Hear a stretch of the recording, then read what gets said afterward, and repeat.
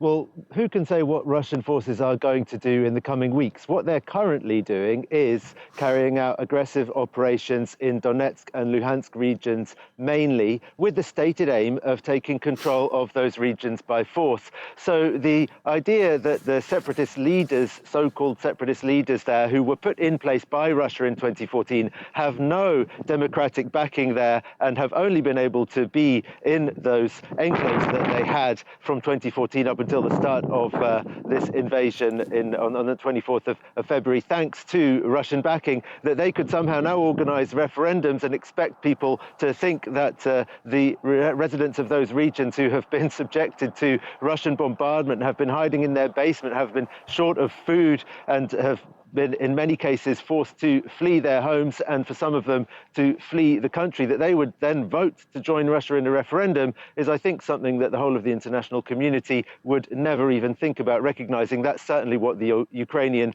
authorities expect. Also, let's bear in mind that Russia is not a democracy, that Russia does not guarantee freedom of the press or freedom of speech, and the parts of Ukraine that Russia has controlled since 2014, even less so than Russia itself. So no referendum there could really be considered legitimate in any way, I think. Indeed.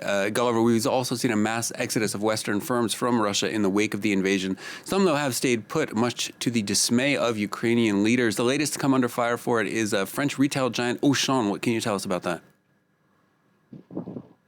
Yes, Auchan is actually part of the Mullier group. There's also Leroy Merlin and Decathlon in that group. Leroy Merlin had one of its employees killed in Kiev in a Russian airstrike, and Ukrainian employees of that brand were calling on it to quit Russia. And also Volodymyr Zelensky, the Ukrainian president, in his speech to the French parliament, he also singled out Renault for criticism, the car manufacturer. And Renault did stop production in Russia after Zelensky's speech. The Ukrainian foreign minister is perhaps calling for this boycott in the hopes that the company itself will realize that it's got more to lose than to gain by staying in Russia. But Auchan's businesses in Russia are a huge proportion of its profits, as I understand it. The director of Auchan has said that they're staying not for commercial reasons, but for humanitarian reasons, because its Russian workers need their jobs and because Russian people apparently need to be able to have access to cheap foodstuffs. I mean, I think I have to underline for you the attitude of many, many Ukrainian people to the Russian people at the moment is not that we should make sure that they don't get deprived of their cheap foodstuffs just because their president has been acting crazy. Ukrainian people really blame most Russian people as well. They see